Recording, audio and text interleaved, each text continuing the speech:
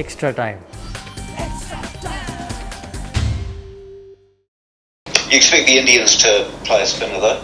Absolutely, they may play two, but that's also their strength as well, where they come from, and they I guess they're a very well balanced team as well. They've got some class pace bowlers, and it's not something that's always been, I guess, synonymous with Indian teams of the past. They've relied heavily on their spinners, but I think in the last sort of 3 or 4 or 5 years, then they've really developed their all-round game, and look no further than what they did in Australia as well, and beating them recently to make the World Test Championship final as well. So they're obviously a real force, and we certainly aren't taking them lightly at all. What was the toughest call of this 15? Look, I think it was all pretty tough. I think when you go through them, we're looking at all the different positions that we have in place here. It was really about making sure we have the cover for all the different scenarios that we think that we might face, and you take someone like, I guess, Daryl Mitchell, who's done very, very well in all his opportunities he's been given, and Mitchell Satner, who's been, I guess, a longer standing servant of the team. I guess there are a couple of them that stand out as probably the toughest ones. Okay, just one more for now. Just a word on Ajaz Patel. He's kind of, I suppose, forced his way past Mitchell Satner in that spin position. Just a word on how impressed you were by him at Edgbaston. Yeah, Ajaz bowled beautifully. I thought in both innings he did the role that we wanted him to do there, and picked up a couple of key wickets for us as well. And I think it's worth noting that the conditions that we face here in England are slightly different from a spin perspective as to what we get in New Zealand, and I think the wickets here do deteriorate a little bit faster as well, and the role of the spinner is probably one of a little bit more of an attacking option than what it is in New Zealand at times. So I guess we felt that we needed to have who we thought was our, I guess, best spinner in terms of the guy that can take wickets for us, and that's why Ajaz got that nod. Congratulations first of all on the series win. Thanks. I think it was a few months ago or a couple of months ago you said you weren't quite sure if Kyle was ready yet to bat 7 and be that all-rounder. Hypothetically, if you do leave Colin out and you go with Ajaz, and that would potentially mean that Kyle bats 7, are you confident that he can do that job now?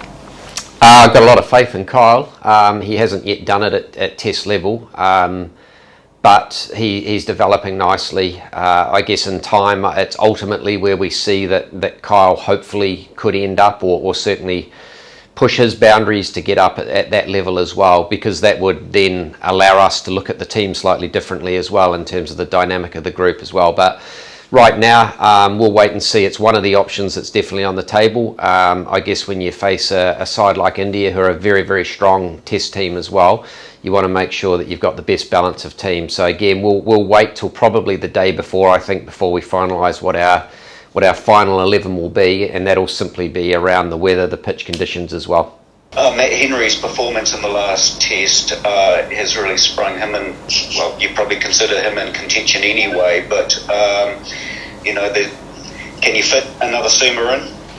I don't think we'll go in with 5 frontline seamers as such. I think if we were going to play, I guess, another seam bowling option, it would certainly be as an all-rounder. But Matt Henry, as you say, man of the match performance, showed his, I guess, class as well. And I guess he's been a little bit in that position of sitting as an incumbent to the guys who have been there and done so well for us. And I think in many other teams around the world, Matt Henry would have played a lot more cricket. But it's also the strength that we have within our unit at the moment. And it's great that when he got that opportunity, he came in and did what he did, and which was such a compelling performance for New Zealand as well. Just finally from me, how much is your big game experience helping you going into such a massive week?